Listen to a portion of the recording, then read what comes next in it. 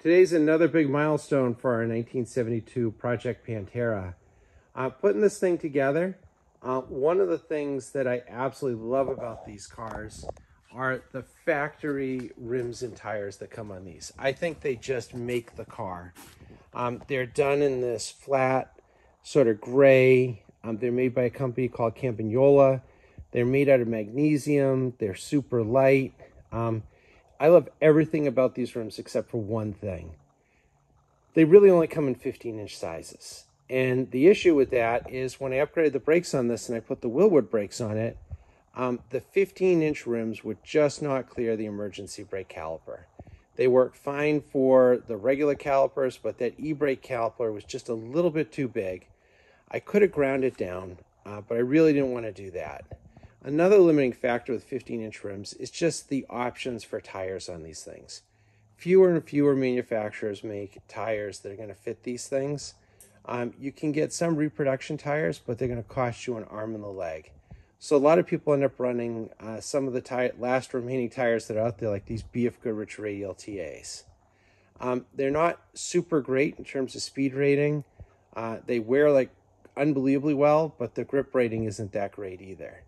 So what most people end up doing is most Pantera owners end up at some point contemplating upgrading their rims to larger rims and tires. If you take a look at it underneath, you can see, I mean, they're decently wide for 1972. This is a bigger tire than would have come on it from the factory, but that's a decent size width. However, when you go to upgrade these, what I've been able to do is upgrade to these monstrous 335/35 R17 tires. These tires are just gigantic. They are so wide. I also was able to get front tires for these. Instead of these rims being made out of magnesium, these rims are made out of polished aluminum. And they're even designed to have very much a retro, campy-like look. People call them campy clones, all sorts of things like that. You know, the pattern's a little bit different, but it definitely plays homage to the original campies that were on these cars. I'm actually contemplating, maybe this winter, taking these tires and having them powder-coated flat gray so they look a little bit more original. However, being 17 inches, I'll have a much broader choice in terms of tires.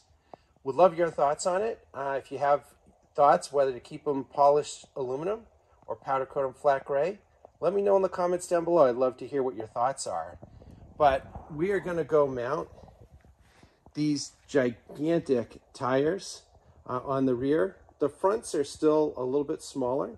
They are 17-inch rims, but it's a smaller size tire because you just don't need that amount of width under the front. Another nice thing is working with a company like Pantera International Motorsports out of California, who sold me this rim and tire package. Although this tire is absolutely gigantic compared to the original that was on there, it is designed to fit under the car without the need to add flares or to cut the car up. So I'm going to back this thing down off of my 4-post. I'm going to mount these rear tires, and I'm going to give you a view of what the rear of this thing looks like with this much tire underneath it. I think it's going to make an incredible difference for how the car looks and how the car handles. So I'm really looking forward to this easy upgrade. And it's going to allow me to install my emergency brake, which up to this point I've left off of the car. I thought some of you might appreciate a little side-by-side comparison. Over on the right is the BF Goodrich 255/60 R15 on the original factory campy rims. And then over on the right-hand side, we have the 335/35 R17 on the new aluminum campy clones. So, I mean, you could just see the difference in the width on these two tires. It's almost like the one on the right has two entirely extra tread blocks on it.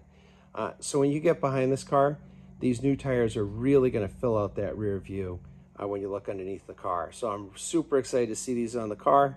I'm also putting my sway bar back on with the DeTomaso cover, so it's going to make the rear of this car really kind of pull together. So very excited about these. I was able to reinstall my emergency brake, so I'll have working e-brakes on the car too, which is a super plus, as this is a standard, and belt and suspenders. When I stop it, I like to leave it in gear and pull the e-brake too. So a little crowning touch here on the car. Can't wait to see what it's going to look like, and more importantly, how it's going to drive and handle. Well, I got to tell you, after putting those tires on this car, completely changes the attitude of it. This is the business end of the Pantera, the view probably most people are going to see. Take a look at those tires. I mean, they are just mammoth underneath the wheel wells. And, you know, I have to say, the look with the polished aluminum, it doesn't look quite bad. I'm going to set the ride height finally, lock down the coilovers, and send this off for an alignment. And that'll be done with all my suspension and brake work, which is pretty awesome. I took it for a little test drive. This thing stops, drives, runs unbelievable. You know, a couple of little things I want to work out.